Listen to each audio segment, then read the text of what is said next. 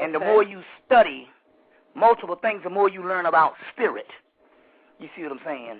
So the whole concept of who do you pray to? Praying ain't nothing but begging. You see what I'm saying? Right. And it is nothing but begging. You see what I'm saying? It's especially the way you've been taught to pray. Prayer can also be a form of meditation, where you ask the question and then you listen to your higher self to get the answer. That's a whole other metaphysical thing.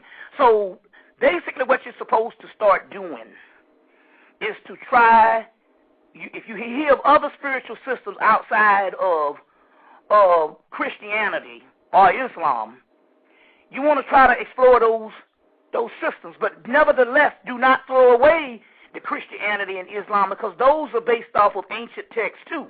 And so what you want to do is to try to find what is a correspondence. A correspondence is you look at different systems and then you find the commonality with them and how they correspond. So the first thing you need to do is start with the deities. So you want to get there's an excellent book called, it's probably the greatest book assembled in the 90s by two people. It's called The Dictionary of Ancient Deities by Charles Russell Coulter and Patricia Turner and Charles Russell Coulter, called The Dictionary of Ancient Deities, or Dictionary of Ancient Deities. And try to find out and try to study different pantheons. And try to find out different pantheons. And get out of this notion that a multiple deity system is evil.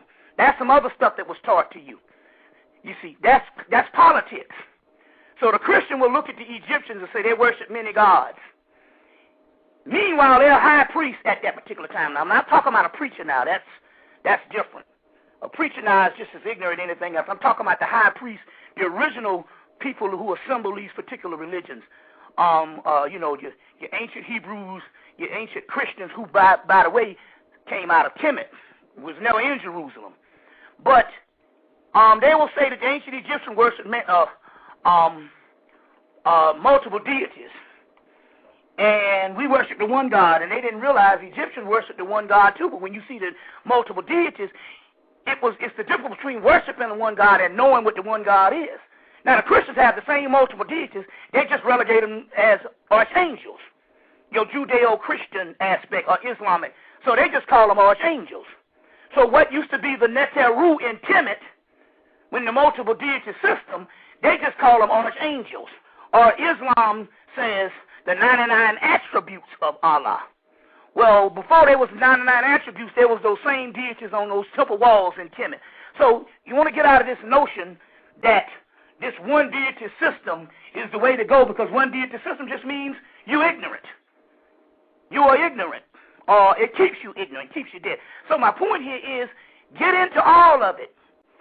So in so many words, but I would suggest, because this is one thing I would suggest at this particular time, because we are way into this thing, is don't go run to the traditional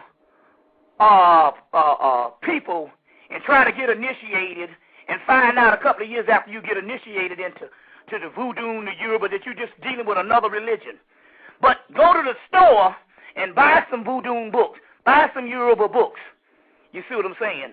Buy some ancient Kemet books, because right now it's I, self, Lord, and Master, and try to learn.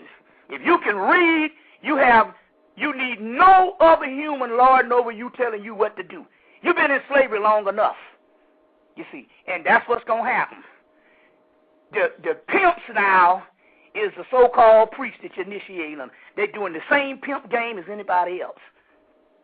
But if you can read, then you don't even have to deal with that.